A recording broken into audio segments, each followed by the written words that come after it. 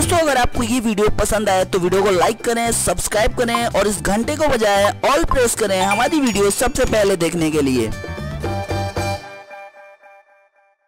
भारत के सबसे अमीर कारोबारी एवं रिलायंस इंडस्ट्रीज के चेयरमैन मुकेश अंबानी ने गुरुवार को कहा कि भारत भले ही पिछली 3 औद्योगिक क्रांतियों में यानी कि इंडस्ट्रियल रिवॉल्यूशन में पीछे छूट गया हो, लेकिन अब सूचना प्रौद्योगिकी यानी कि आईटी के कौशल, तेज गति की इंटरनेट कनेक्टिविटी और किफायती स्मार्ट डिवाइस के दम पर भारत के पास चौथे औद्योगिक क्रांति की अगुवाई करने का मौका है। अंबानी ने कहा कि उनके समूह की दूरसंचार व डिजिटल इकाई जियो को इस तरह से डिजाइन किया गया है कि उससे चौथी औद्योगिक क्रांति की अगुवाई करने में भारत को मदद मिलेगी। उन्होंने कहा कि पहली 2 औद्योगिक क्रांतियों और उनसे आए बदलावों से भारत वंचित रह गया था। तीसरी औद्योगिक क्रांति के दौरान जब सूचना प्रौद्योगिकी महत्वपूर्ण होकर उभरा, भारत दौड़ में शामिल हुआ लेकिन पिछड़ गया। अंबानी ने पीएम फोरम के तहत वर्चुअल माध्यम से आयोजित डिजिटल ट्रांसफॉर्मेशन वर्ल्ड सीरीज में कहा कि जैसे ही हम चौथी औद्योगिक क्रांति की ओर बढ़ रहे हैं, भारत के पास न सिर्फ अग्रणी देशों की कतार में आने का मौका है बल्कि वैश्विक अगुवा बनने का भी मौका है। उन्होंने कहा कि चौथी औद्योगिक क्रांति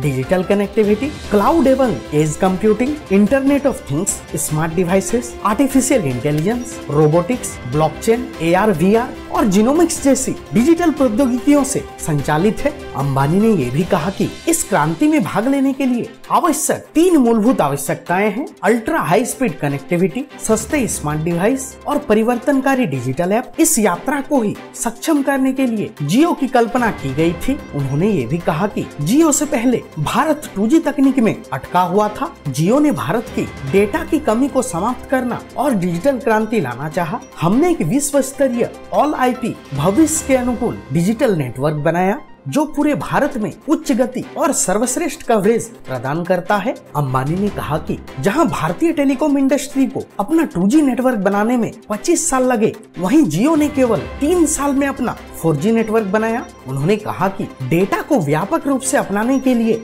हमने इसे दुनिया के सबसे कम डेटा टैरिफ के साथ पेश किया और जियो के उपभोक्ताओं के लिए वॉइस सेवाओं को पूरी तरह से मुफ्त कर दिया। उन्होंने कहा कि जियो फोन ने स्मार्टफोन को किफायती बनाया। जियो ने 1 साल से भी कम समय में 10 करोड़ से अधिक भारतीयों के लिए असीम संभावनाएं प्रदान की। जियो ने मोबाइल ऐप और डेटा को बेहद सस्ता कर दिया है। नतीजा यह हुआ है कि जियो ने प्रति सेकंड 7 ग्राहक जोड़े और भारत की मासिक डेटा खपत 0.2 अरब GB से 600% बढ़कर 1.2 अरब GB हो गई है। अंबानी ने कहा कि भारत आज हर महीने 6 एक्साबाइट से अधिक डेटा की खपत करता है, जो आज से 4 साल पहले यानी कि जियो से पहले यह 30 गुना कम थी। हम महज 4 साल में डेटा की खपत करने के मामले में 155वें स्थान से पहले स्थान पर पहुंच गए हैं। अंबानी ने 2 बड़े ऐलान भी किए। उन्होंने कहा कि रिलायंस जियो ने किफायती स्मार्टफोन बनाने के लिए गूगल के साथ भागीदारी की है। इस स्मार्टफोन की कीमत महज 4000 रुपए से भी कम होगी। जियो द्वारा यह कदम यह सुनिश्चित करेगा कि भारत में रहने वाले सभी लोगों के लिए डिजिटल कनेक्टिविटी सस्ती हो। साथ ही साथ मुकेश अंबानी ने यह भी ऐलान किया कि रिलायंस जियो पूरे भारत में अपने 5G नेटवर्क का होमग्रेन तकनीक का उपयोग करने के लिए पूरी तरह तैयार है। 5G स्पेक्ट्रम की नीलामी होते ही 3 से 4 महीने के अंदर रिलायंस जियो अपनी 5G सेवाओं को शुरू करेगा।